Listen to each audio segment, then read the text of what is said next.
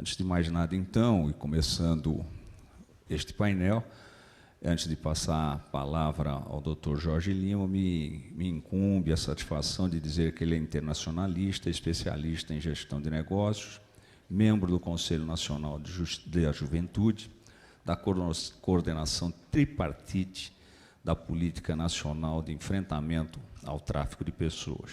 É também secretário executivo do Conselho das Autoridades Centrais Brasileiras, presidente da Comissão Permanente sobre Subtração Internacional de Crianças e coordenador-geral da Autoridade Central Administrativa Federal do Ministério das Mulheres, Igualdade Racial e dos Direitos Humanos.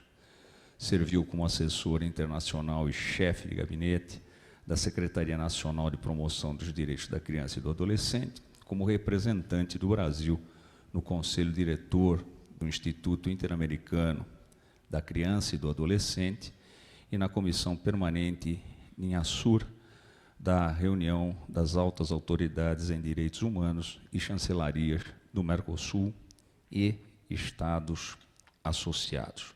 A palavra é de Vossa Excelência, Dr. Jorge.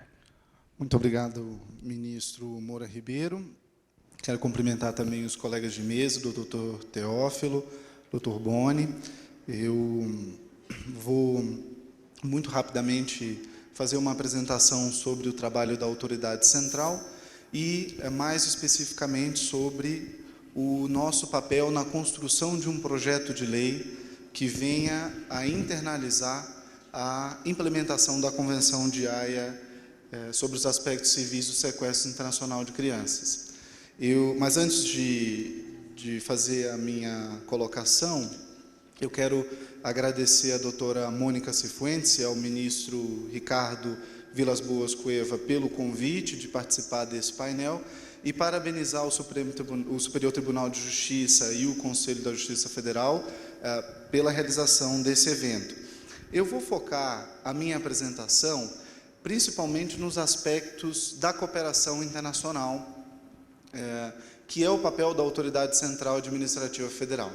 O nosso papel é, como órgão designado do governo brasileiro, ser a ponte entre os países que demandam a cooperação do Brasil e ser o órgão que demanda a cooperação de outros países com base não só na Convenção da Haia de 80, mas também na Convenção de 1993, que trata sobre a adoção internacional. A Convenção de Haia de 1980, ela trata de um tema muito complexo, que é o tema da subtração internacional. É um tema não só complexo, mas também de uma dificuldade e de uma sensibilidade muito grande, porque nós estamos falando basicamente de relações familiares. São pessoas que vivem em um determinado país, em que, em algum momento da vida dessas pessoas, em geral, o casamento se deteriora e uma das partes, então, resolve levar a criança, fruto dessa relação, para um outro país, sem autorização da pessoa que fica para trás. Então, é um tema muito difícil, porque ele vai tratar especificamente sobre conflitos familiares. E é importante que aqui a gente trate desses aspectos mais da cooperação internacional, porque alguns pontos precisam ser colocados como basilares para a discussão que nós vamos fazer em relação à necessidade de um projeto de lei que venha a internalizar a Convenção da Haia, não internalizar a Convenção em si, mas a internalizar alguns princípios da sua aplicação e também estabelecer um rito próprio para a tramitação desses casos na Justiça. A Convenção ela é um tratado multilateral, mas a sua aplicação ela ocorre de forma bilateral. Nós recebemos os pedidos, e o Brasil é muito mais demandado do que demanda, no âmbito dessa Convenção sobre a subtração internacional, e hoje são 93 países que fazem parte dessa Convenção de 1980. Esse número de 93 países mostra o quão os termos dessa Convenção estão, digamos assim, consolidados no âmbito internacional. A gente pode ver, na apresentação do secretário-geral da conferência, que, por exemplo, se eu não me engano, 58 países ratificaram a Convenção sobre Acesso à Justiça, se eu não me engano, nos números que a gente viu na apresentação. E, no nosso caso, 93 países fazem parte da Convenção. Então, é um número alto de adesões. Isso mostra como que há um consenso internacional sobre os termos do tratado. Essa convenção ela traz principalmente uma das diretrizes da Convenção da ONU sobre os Direitos da Criança, e essa é uma das críticas que se faz, e aí, no meu entendimento, até uma crítica infundada, é o de que a Convenção da Haia ela não estaria diretamente conectada com os direitos da criança. E, na verdade, isso não acontece porque a própria Convenção dos Direitos da Criança, no seu artigo 11, traz como diretriz a necessidade de os países enfrentarem a subtração internacional. Porque a Convenção da ONU de 1989 e a Convenção da Haia de 1980 entendem que é parte do melhor interesse da criança não ser subtraído em primeiro lugar.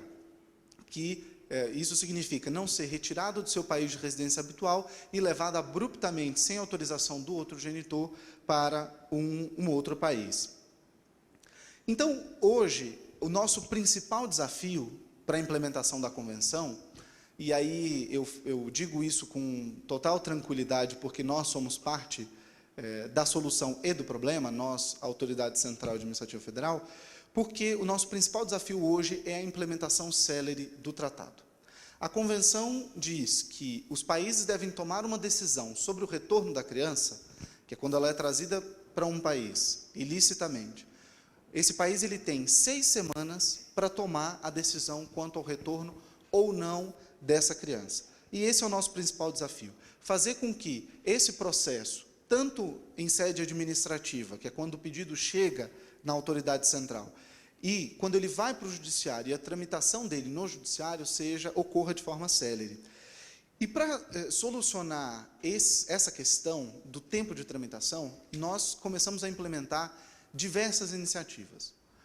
A primeira delas, que eu acho que tem trazido um efeito muito positivo para a implementação da Convenção no Brasil hoje, e aí não é uma iniciativa nossa, mas propriamente do Poder Judiciário, tem sido a concentração de competência para julgar essas ações em varas específicas nos tribunais.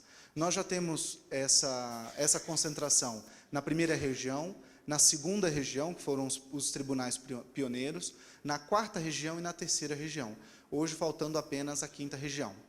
E nós já percebemos um avanço significativo, porque, enquanto antes o juiz que ia julgar uma ação de retorno, ele, muito provavelmente, teria contato com apenas uma ação dessa em toda a sua carreira na magistratura, hoje, com a concentração, os juízes podem atuar em diversos casos de subtração internacional de crianças.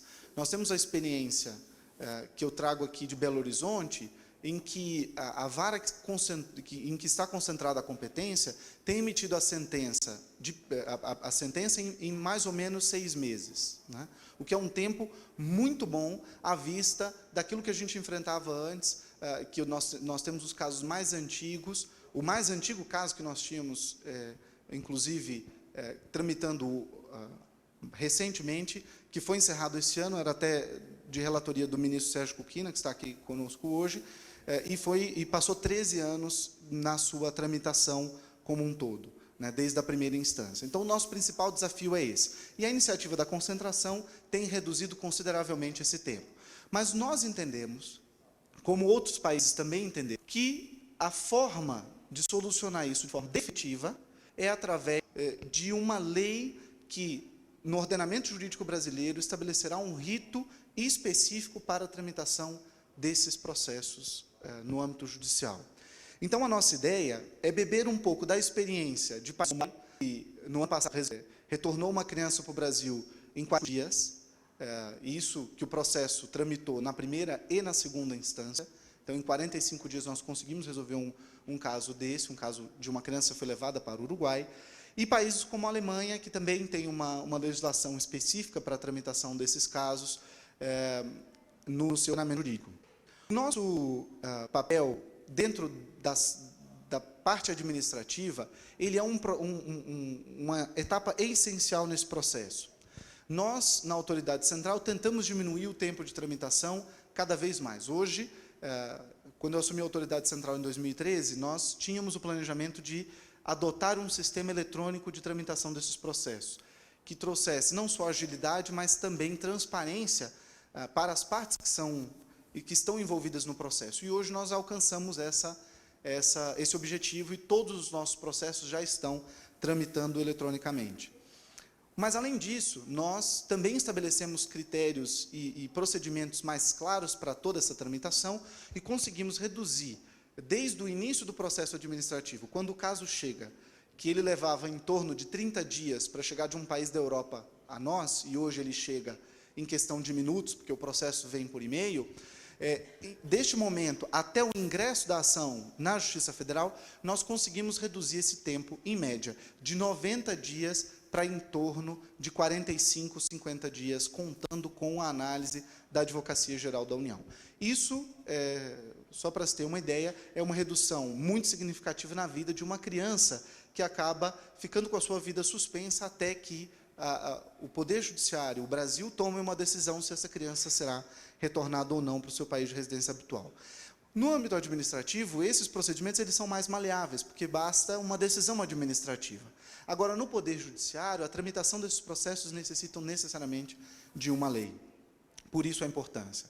Então, considerando isso, a então Secretaria de Direitos Humanos da Presidência da República criou, em 2014, a Comissão Permanente sobre Subtração Internacional de Crianças. E essa comissão, que eu tenho a satisfação de presidir, que conta com representantes do Poder Judiciário, doutora Mônica Cifuentes, que é vice-presidente da comissão, o doutor Jorge Mauric, que também faz parte da comissão, e outros especialistas na temática, tem como principal mandato produzir um projeto de lei com base em outros textos que já foram construídos no passado, para que a gente possa encaminhar essa minuta para o Congresso Nacional e que lá seja, então, debatido os termos dessa nova lei que vai estabelecer esse rito. E eu não vou entrar aqui nos aspectos jurídicos, porque eu tenho certeza que o doutor Teófilo e o doutor Boni, sem dúvida, avançarão nessa seara. Então, essa comissão ela é formada por diversos especialistas, como eu falei, e nós estamos trabalhando desde 2014 no texto desse projeto. O texto ele tem dois objetivos muito específicos. O primeiro deles é estabelecer o rito de tramitação, encurtando, inclusive, os prazos da tramitação desses processos na Justiça. Mas há um outro objetivo, que nós também consideramos extremamente essenciais, que é a de trazer luz aos princípios da Convenção para o nosso ordenamento jurídico. A Convenção, como qualquer tratado, ela traz um texto extremamente aberto, porque ela precisa ser implementada por 93 países hoje, que são parte. Alguns países em que o sistema jurídico é de civil law e outros de common law, e que os sistemas são muito diferentes. Então, a natureza da convenção ela é aberta por conta dessa necessidade de implementação em países muito diferentes, em sistemas jurídicos muito diferentes. Mas, quando a gente traz para aplicação dentro do Brasil, nós precisamos trazer luz a esses conceitos. Por exemplo, o conceito da residência habitual, né, que na convenção ele vem detalhado, mas não a nível em que a gente possa trazer um conceito mais fechado. O conceito do risco, do grave risco para a criança, é uma questão que precisa ser tratada. O conceito do melhor interesse da criança para a convenção também é um conceito que precisa ser trabalhado, e que a gente não pode deixar apenas no âmbito da interpretação, mas sim trazer um pouco de objetividade para o conceito na legislação brasileira. Então, essa é a ideia. Um exemplo que eu gostaria de dar, que é o do melhor interesse da criança, por exemplo, eu tenho visto e acompanhado todas as decisões que são tomadas nos nossos casos. Hoje nós temos em torno de 226 casos envolvendo o retorno de crianças em andamento na autoridade central, e eu tenho percebido que muitas vezes o intérprete ele acaba entendendo que, quando o processo demora muito tempo, que o melhor interesse da criança é permanecer no Brasil, porque o próprio retorno dela causará algum tipo de dano à criança. E não há nenhum estudo hoje empírico que possa dizer que o efeito do retorno na criança é esse, de que haverá algum tipo de prejuízo para a criança nesse retorno depois de um tempo. Hoje, as crianças que estão sendo retornadas, nos nossos casos, em torno de 3, 4 anos que elas estão no Brasil, nós temos acompanhado, em alguns casos, esse retorno, e a nossa percepção é de que esse retorno em si acaba sendo mais uma mudança para a criança, como aconteceria se ela estivesse mudando de um país para o outro, filho de diplomata, por exemplo. Então, a criança ela tem uma capacidade de adaptação muito forte, mas nós precisamos entender que o tempo de tramitação desse processo tem que ser célere para que não haja esse tempo entre o início do processo e o efetivo retorno. Também, um dos principais conceitos que precisam ser delimitados nessa legislação é o conceito do grave risco, porque em que pese a convenção fala que a criança, em havendo grave risco no seu retorno, ser colocada em situação intolerável, é preciso caminhar para uma delimitação desse conceito e, inclusive, no ordenamento jurídico brasileiro, incluir uma questão que chama muita atenção nesses casos, que é a questão da violência doméstica, perpetrada contra a mãe da criança, e não necessariamente em relação à criança. Porque o Brasil, hoje, entende, caminhando numa linha até hoje minoritária em nível internacional, mas que vem ganhando força, de que a violência doméstica contra a genitora, devidamente comprovada nos autos do processo, claro, porque aqui a gente está analisando principalmente as provas desse processo, ela tem influência direta na aplicação da Convenção e deve ser enquadrada no artigo 13 da Convenção. E aí eu não vou estender muito a minha colocação nesse sentido, porque nós teremos um painel que vai tratar especificamente desse tema. Então, o que nós precisamos é fazer com que esse projeto de lei, que vai internalizar alguns princípios da Convenção e trazer luz para esses conceitos, esse projeto esteja vinculado à jurisprudência internacional da aplicação da Convenção. Nós temos hoje uma base de dados que é mantida pela Conferência da Haia, que se chama INCADAT, em que diversas decisões do mundo inteiro sobre a aplicação da Convenção estão ali incluídas e que podem ser utilizadas a título de comparação na aplicação da Convenção. E nós queremos, então, trazer um pouco desse conhecimento que já foi acumulado desde o início da aplicação da Convenção para aplicação no Brasil. Portanto, e aí, para finalizar, o nosso papel dessa comissão na construção desse texto é fazer com que a aplicação pelo Brasil da Convenção da Haia esteja de acordo com os termos da Convenção, esteja de acordo com a forma como os outros países aplicam a Convenção, porque aí, voltando àquilo que eu disse no início dessa minha fala, a aplicação da Convenção, o tratado ele é multilateral, mas a aplicação é bilateral, e nós precisamos cumprir a Convenção do nosso lado, para que os outros países, quando demandados pelo Brasil a prestar cooperação, prestem a cooperação da mesma forma como nós cumprimos. Isso é um princípio basilar das relações internacionais. Toda a relação de cooperação, ela exige que haja um envolvimento mútuo e um benefício mútuo dos dois países. Então, esse é o objetivo. A ideia da comissão é trabalhar esse texto até o final desse ano. A nossa próxima reunião vai ser no dia 7 de dezembro, e a ideia é que, no início do ano que vem, nós possamos realizar diversas audiências públicas para debater o texto com a sociedade civil.